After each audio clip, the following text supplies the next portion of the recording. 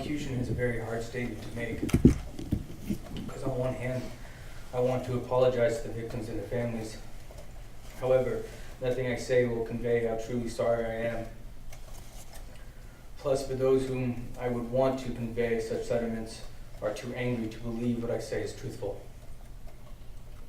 On the other hand, I care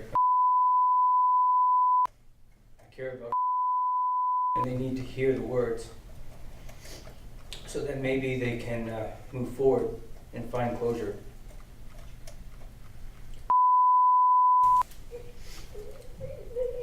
You're a senior now in high school.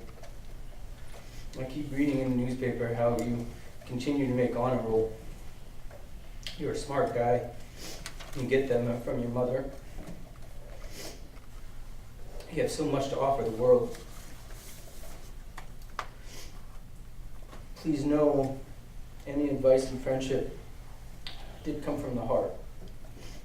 I am sorry for what I have done and hope you can forgive.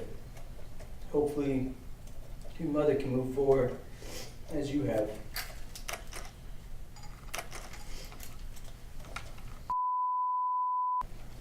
As a Christian, you know sin exists, and it is the weak of will who gives into it.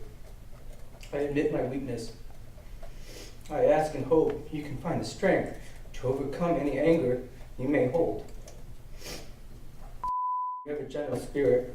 Never give up on people. And know I am truly sorry for what I have done and put you through. We all need to move forward, because forward is where we may find peace. Thank you for listening.